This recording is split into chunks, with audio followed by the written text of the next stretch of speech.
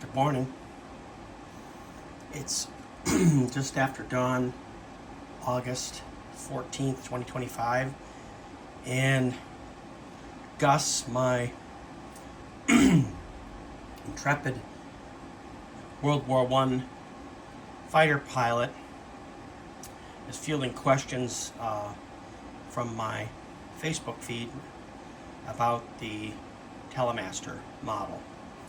And my new friend Norman from Boston was curious what my feedback would be about building a scale subject, perhaps a World War I vintage fighter, as a first build experience. And who better to field that question than Gus, my pilot. So everybody who gets into this hobby has an opportunity to step into a space where there's just a vast array of different directions one can go to have an enormous amount of fun. And building generally is secondary to newer, younger pilots, just because of the way the culture has gone, and I don't have to elaborate on that.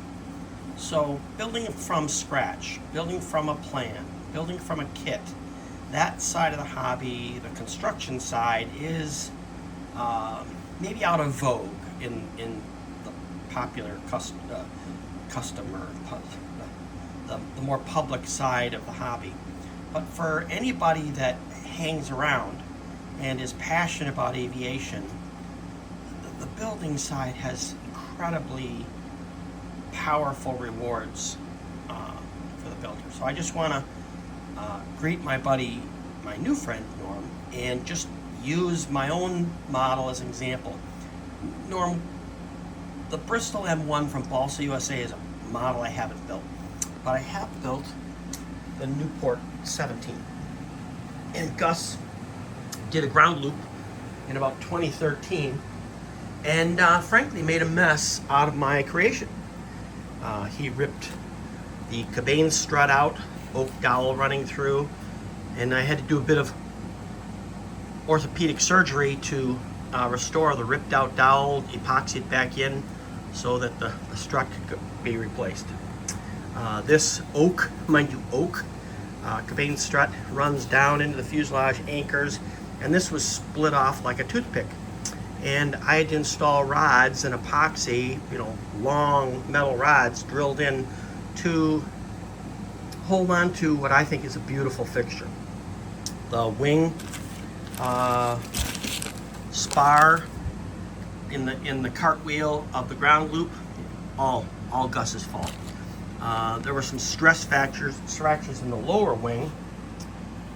However, in the upper wing, there was considerable damage to the spar that needed restoration. But as I walk around this and show it off, I'm proud of the build on this. It's just something to behold, I think. And credit to where credit is due. I purchased this from a good friend in a club in Madison, Wisconsin, who's just a better builder than I am. And when I saw him offering this damaged for a ridiculous price, I said, just to be able to look at his quality of workmanship is worth the $40 for the structure, including servos, right?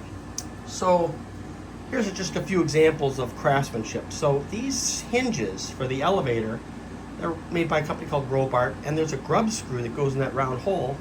This is a removable hinge system, so that can be serviced. And I think the elevator is the only thing that really didn't need service, but that happens. The ailerons have hinges with pins, so I can cover this in fabric like he did with the elevator. This will get done in silver or a cover, and go back on with a removable hinge pin. But what about a World War I subject as perhaps even a first build? Here's some keen observations.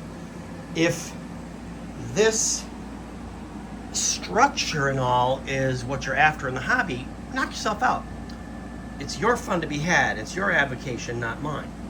Now, if your priority is the flying experience, that's, you know, an important distinction to make, because trainers do some things to cheat physics, to beat the man, shall we say, the gravity man. And one of them is that scale subjects don't always have a rudder big enough to make the first time flyer feel comfortable. And so the Cub is a great example of an incredible scale subject, but one where if you proportionately looked at the size of the rudder in comparison to other trainers, you would see a difference. Things like the SIG Cadet or the SIG LT-40, planes like that.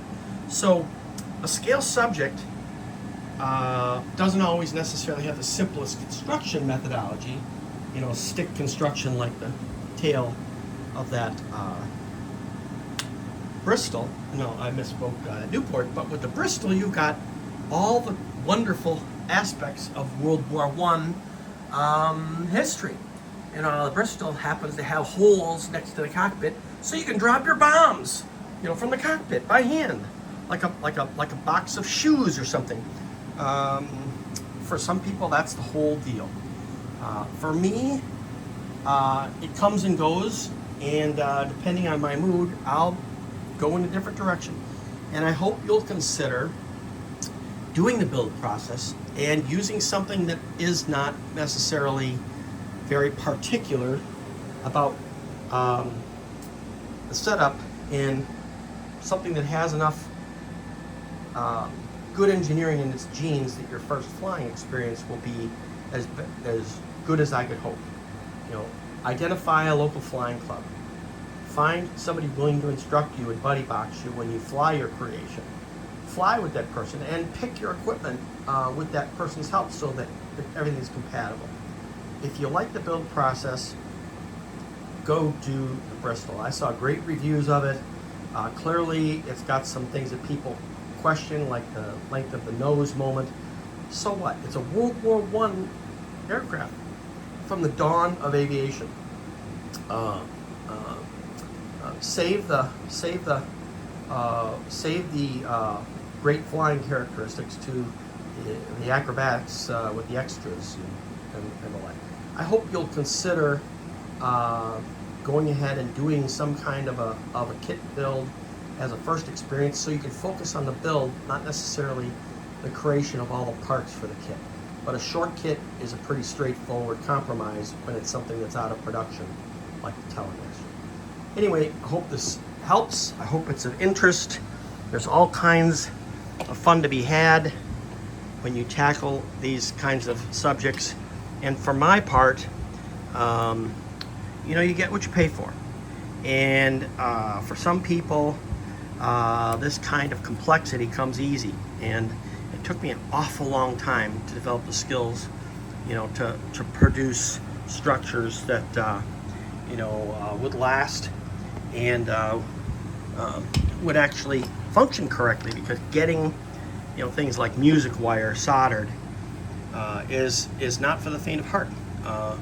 Making structures like that interplane strut, that's more than getting the job done. That's a piece of artwork, and for some people that's the whole game. Hope you enjoyed this. This is Clay in Dubuque, the River City.